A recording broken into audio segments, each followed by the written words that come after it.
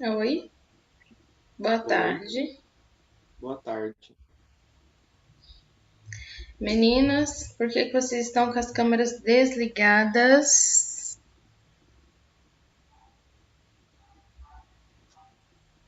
Entendi, Kathleen.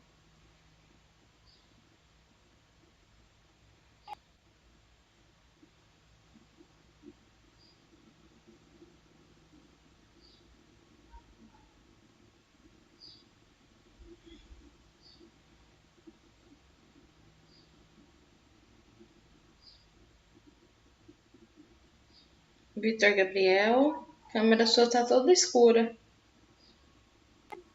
Eu sei, tia, porque eu tô no YouTube positivo. Ah, tá. Você tá usando dois dispositivos? Não, só um, tia. Só um? Só notebook. Ah, tá.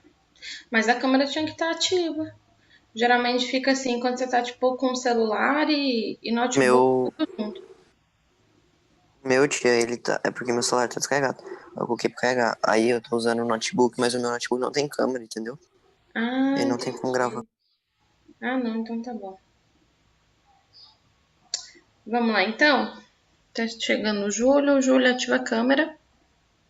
Ah, tá conectando ainda.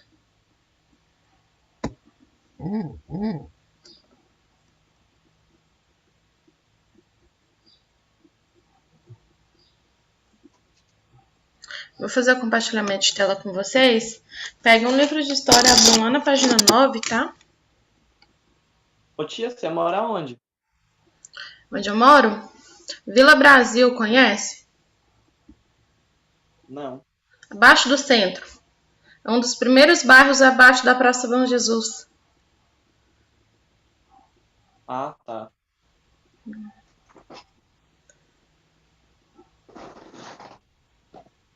Então vamos lá? Vou fazer compartilhamento de tela com vocês, tá?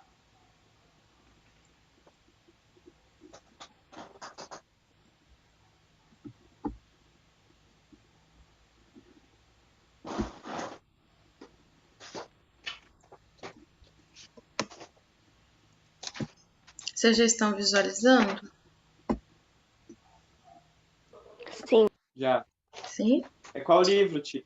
4. 4. Isso, História, livro 4.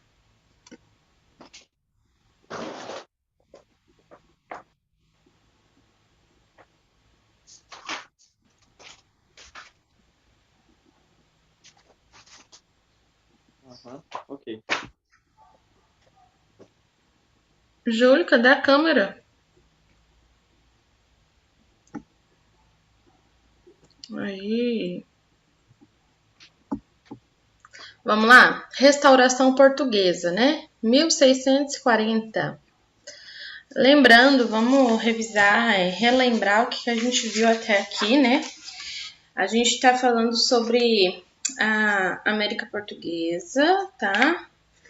Deixa eu ver isso mesmo. Deixa eu ver se é isso mesmo. Não, expansão territorial. América Portuguesa é outro conteúdo. Falamos da expansão territorial, né, de toda a Europa, tá? Principalmente com o início de Portugal nessa expansão, tá? Para colonização. Então, agora a gente vai falar da restauração portuguesa, que foi um processo de independência política da coroa portuguesa, né, em relação à coroa espanhola.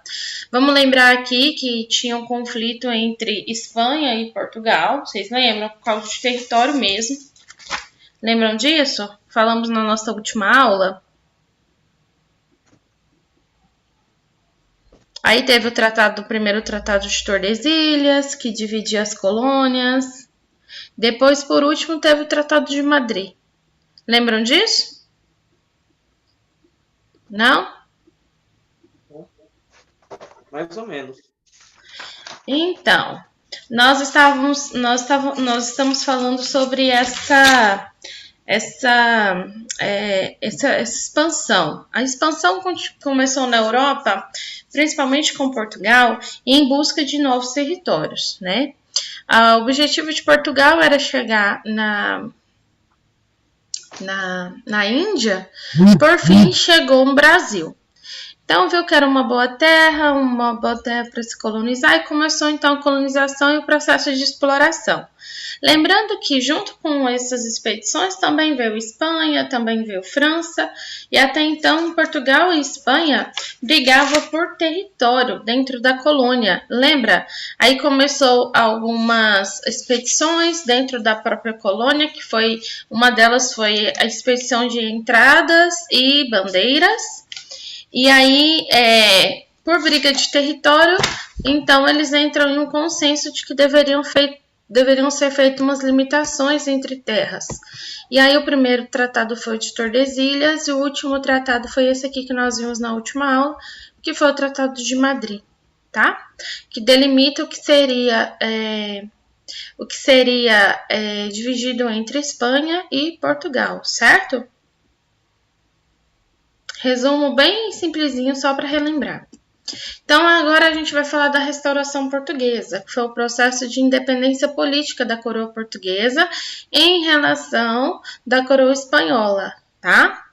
Isso aconteceu a partir da aclamação de Dom João IV e do Duque de Bragança. Dom João IV era português, rei de Portugal. Duque de Bragança se tornou, então, um novo rei de Portugal. O que acontece? Vamos lembrar que Espanha toma o reino de Portugal. Aí, então, há uma briga entre eles para que Portugal se torne novamente independente, tá? Quando a coroa portuguesa toda se instalou aqui no Brasil, Portugal, então, ele foi tomado. Então, é claro que eles não ficou por isso mesmo, então a coroa saiu do Brasil, voltou para Portugal para tentar tomar o seu trono novamente, tá bom? E aí, gente, com o término da União Ibérica, foi sustentado, né, pelo apoio financeiro e militar oferecido pelos tradicionais inimigos da coroa espanhola. Os tradicionais inimigos da coroa espanhola nada mais era que Inglaterra e Holanda. Inglaterra era a favor de Portugal. Então, a restauração portuguesa gerou um agravamento na crise econômica que estimulou a coroa a definir uma nova política colonial, tá? Com rigor fiscal e administrativo de primeira mão. Deixa eu olhar aqui. O bate-papo não quer abrir, não. Quem tá me mandando mensagem no bate-papo, não sei porque não tá querendo abrir, tá? A caixa de diálogo. Então, se eu não visualizar, é porque não quer abrir. Então, continuando com isso, né? Em 1642, o Estado português criou um conselho ultramarino para, a partir disso, redefinir as práticas mercantilistas e reforçar a centralização política administrativa dentro do seu espaço colonial. Foi a partir disso que reafirmou o poder e a autoridade da metrópole europeia, tá? Então, como que era organizada? Se organizava assim, o rei, conselho ultramarino, que tinha nas mãos os donatários, o governo geral e as câmaras municipais. Nesse contexto aí, para resolver essa situação que contrariava tanto os interesses da coroa como das câmaras municipais, foi adotada uma figura de juiz de fora, já existente na metrópole, tá? Juiz de fora, vamos lembrar também que ele era responsável para acabar com todos os conflitos e tensões dentro daquelas regiões, dentro das 13 colônias, tá bom? Então, na prática, apenas um pequeno número de vilas coloniais contou com a existência desse cargo. A criação desse conselho ultramarino permitiu surgir as companhias privilegiadas de comércio, que concentrava o direito do monopólio na compra e venda de produtos no espaço colonial. Em 1649, foi instalado na colônia a Companhia Geral do Comércio do Brasil para fortalecer, esse controle do comércio na região que se estendeu do Rio Grande do Norte até até o sul, né, do território. E em 1682, seguindo esses mesmos critérios, né, surge e cria a Companhia do Comércio no estado do Maranhão, que era voltada ao comércio e ao controle do tráfico de escravizados também, que foi uma importante fonte de recursos para o estado português. E aí, gente, é claro, alguns líderes coloniais, né, dessas 13 colônias que se estendiam no litoral do Brasil, não era a favor dessas leis, né, intituladas pelo imperador. Então, é claro que começam algumas revoltas. A revolta de Beckman, por exemplo, foi uma ação, né, dos senhores de engenho do Maranhão contra a coroa portuguesa. Foi liderado por 2 irmãos, Tomás e Manuel Beckman. Eles eram senhores de engenho e estavam insatisfeitos com esse monopólio da coroa sobre a compra de produtos que era praticado pela Companhia do Comércio do Maranhão. Então, empresa portuguesa que era responsável por outras obrigações também, como também pelo fornecimento da mão de obra escravista. Então, eles vão contrário a essas ideias da coroa portuguesa e começa então uma primeira revolta. Então, a empresa portuguesa ela deveria contratualmente assegurar aos proprietários maranhenses, no prazo de 20 anos, a cota de 10.000 escravos, tá? Por suas lavouras, ou seja, em média de 500 escravizados por ano. Mas isso, né, no entanto, essa cota ela não estava sendo cumprida, o que contribuiu para a elevação do preço dos escravizados. Vocês vão se lembrar por que estava acontecendo dentro do Brasil? Porque a Inglaterra já estava impondo a liberdade dos escravos. Então, qualquer prática em cima do comércio de escravos, a Inglaterra estava combatendo, tá?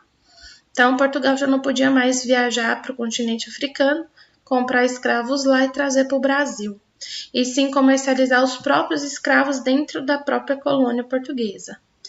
Então, paralelamente, os senhores de engenho também estavam incomodados com as missões dos jesuítas na região, né? Porque eles viam nisso um empecilho à escravização dos povos indígenas. Então, ou seja, se a gente não tem mais escravos negros, então a gente vai tentar escravizar os indígenas. Só que a missão dos jesuítas era catequizar os indígenas. Todos os indígenas que eram convertidos ao cristianismo deixavam de ser escravos. E em 24 de fevereiro de 1684, aproveitando essa ausência do governador-geral, que estava em viagem lá no estado de Belém, lá no estado do Pará, em Belém, o senhor de engenho promoveu a prisão do capitão Mor, perseguiu os jesuítas, assaltaram os depósitos da empresa portuguesa e depois de controlar por alguns meses a cidade de São Luís, a revolta de Beckman acabou sendo reprimida pelos seus reforços militares enviados da metrópole portuguesa, condenou os líderes à morte, tá? Os líderes do movimento à morte. Marquem essa página 11 como tarefa para vocês fazerem, tá? Aí a gente vai falar agora das bandeiras e o contrato de prospecção. Essa restauração do poder português com a prática do bandeirantismo, que era uma prática em busca de minério, criou a chamada sertanismo de contrato, tá? Sertanismo de contrato. Era um modelo de os bandeirantes passarem a ser contratados pelos seus senhores de engenho, capturar negros fugitivos e destruir qualquer tipo de quilombo que fosse construído. Lembrando que os quilombos eram comunidades de ex-escravos que fugiam dos seus senhores, tá bom? Os quilombos eram a comunidades independentes, aqui vai falar, né? Tinham o objetivo de abrigar africanos e seus descendentes escravizados que fugiam da exploração imposta por seus senhores de engenho. A formação desses quilombos representou importante forma de resistência aos negros contra o sistema escravista colonial, e a comunidade de quilombolas assegurou a sobrevivência por meio da agricultura, da subsistência, da caça, da pesca, da criação de pequenos rebanhos, do artesanato, tá? Essas comunidades abrigaram índios, né, e brancos também, marginalizados, que eles se encontravam refúgio e sobrevivência.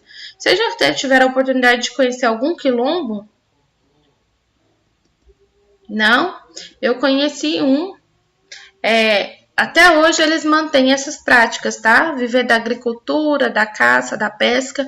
Embora muitos, a maioria deles são formados, saíram dos quilombos para estudar e se formar. Mas essas comunidades, elas existem, tá? Centro-Oeste mesmo tem alguns. Então, o maior quilombo foi o de Palmares, de 1630 a 1695, que foi liderado por Ganga Zumba, posteriormente por Zumbi, né, chamava ele, localizava na Serra de Barriga, no interior de Alagoas. Palmares abrigou, gente, em suas unidades, milhares de pessoas. Após confrontar o poder e a autoridade militar dos senhores de engenho, Palmares foi destruído em 1695 pelas tropas bandeirantes paulistas, que eram liderados por Domingos Jorge Velho, tá? Aqui é uma imagem de Pernambuco e a área dos Palmares, tá vendo? Bem grande.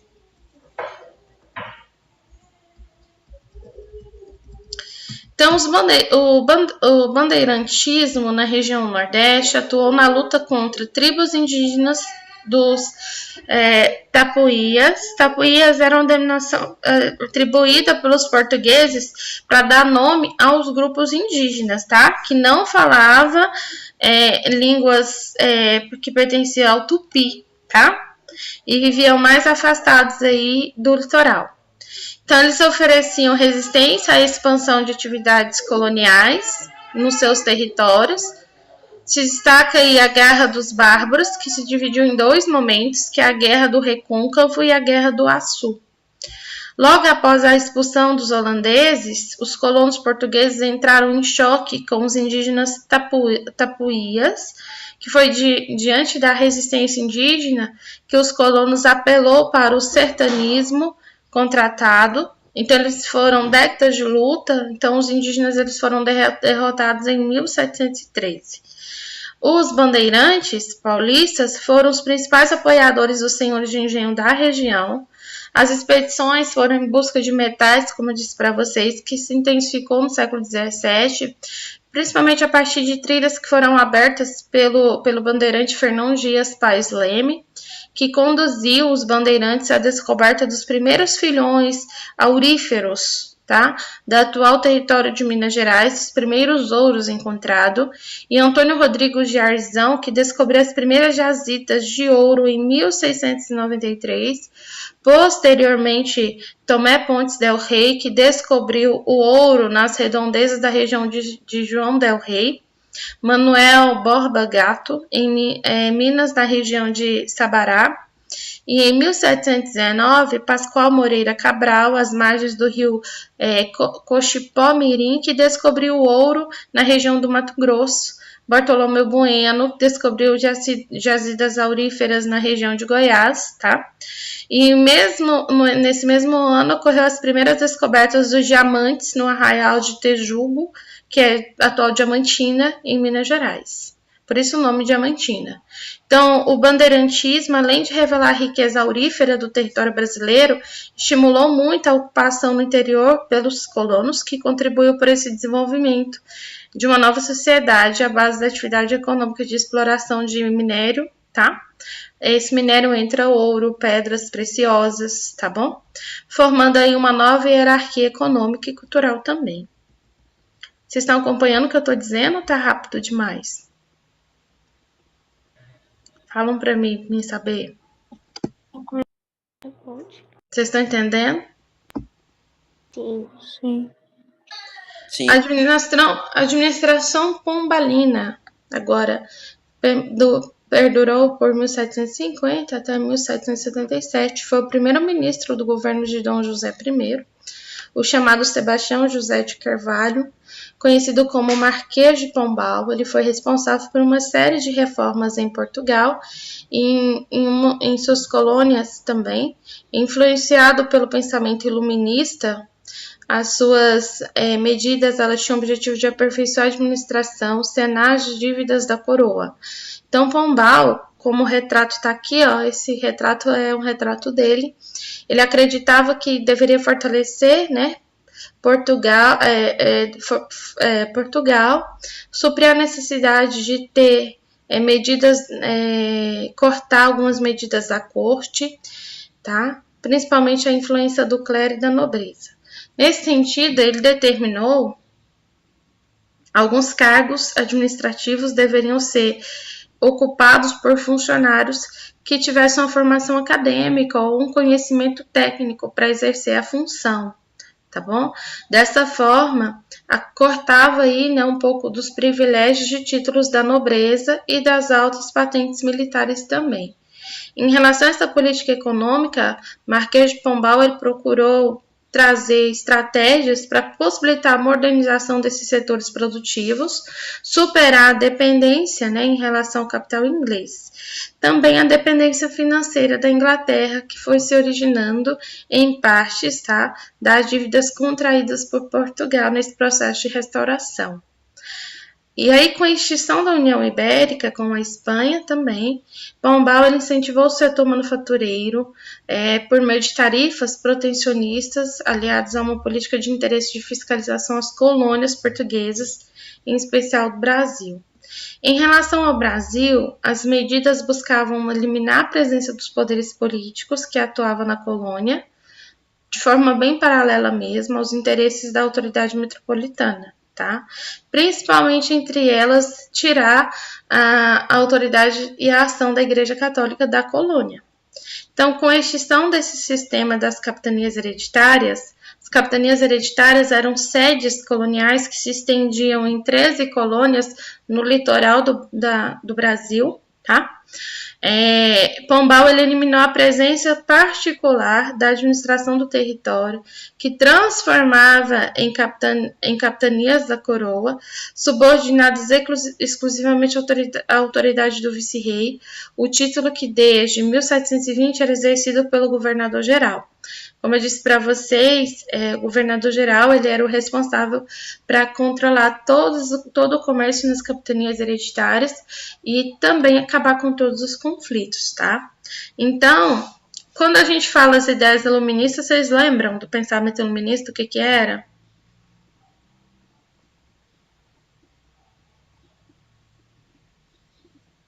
Vocês lembram, gente?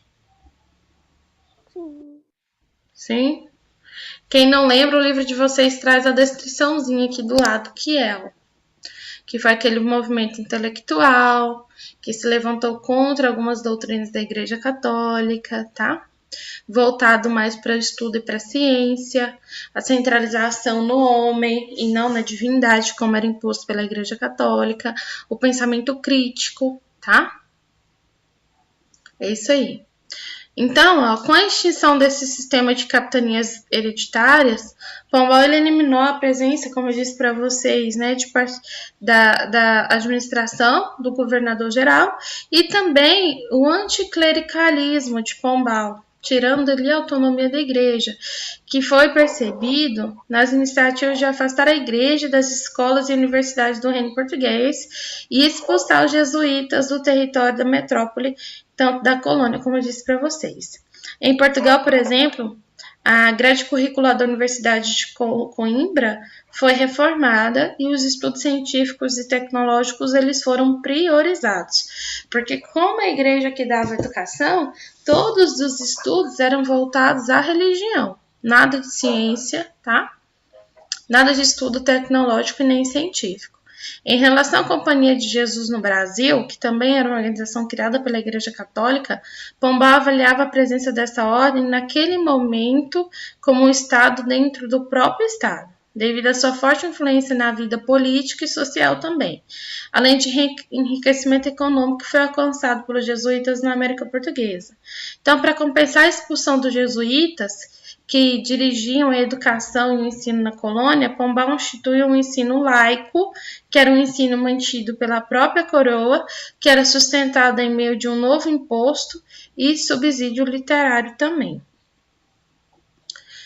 O primeiro-ministro, ele instituiu a construção de vários fortes militares em áreas de litígio, né, como a Espanha, buscando aí a consolidação e a posse dos domínios portugueses. Essas medidas econômicas visam muito o monopólio sobre a exploração de diamantes, né, como a criação do distrito diamantino. Nessa mesma época foram criadas companhias de comércio do Grão-Pará e Maranhão, companhias de comércio também de Pernambuco e Paraíba, ambas, né, eram voltadas para o monopólio do comércio das drogas do sertão, do açúcar também. Pombal estabeleceu essa transferência da capital da colônia de Salvador para o Rio de Janeiro, e ele tinha o objetivo com isso de promover uma política fiscal mais eficiente, tá? Principalmente nessas regiões aí onde aconteciam os contrabandos na região mineradora. Ainda assim, na região das Minas, ele fortaleceu os órgãos administrativos, criou impostos para aumentar a arrecadação fiscal, ele instituiu aí a finta como cota fixa anual calculada em 100 arrobas de ouro, e a prática da derrama, que era uma cobrança de impostos atrasados, caso essa cota não fosse preenchida. A política, né, de aperto fiscal e de centralismo administrativo imposta pelas essas medidas de Pombal contribuiu para as raízes de sentimento nacionalista brasileiro contra o rigor e a autoridade da coroa portuguesa.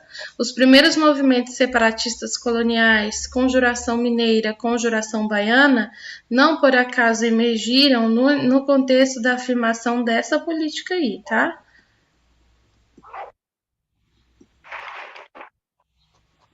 Marquem isso que eu falei. Gente, com isso a gente finalizou o primeiro capítulo.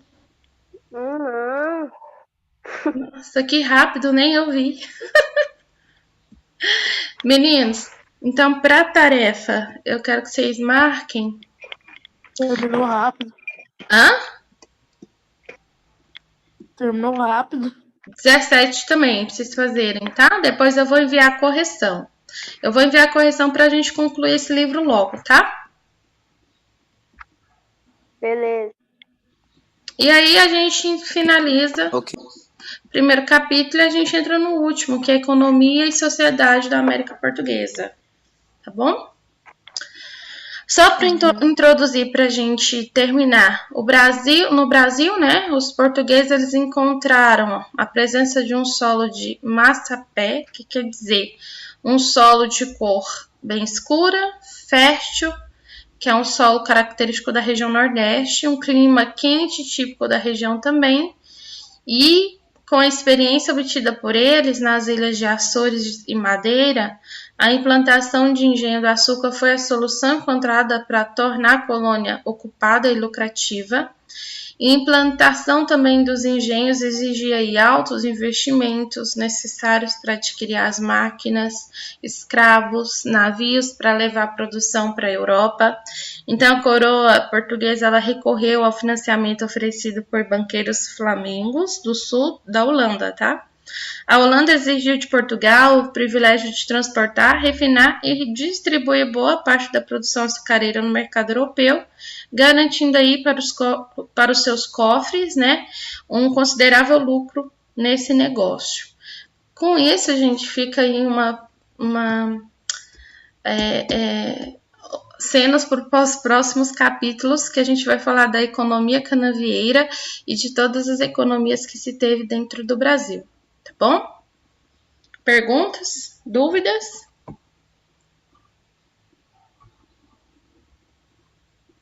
Não, tia. Não?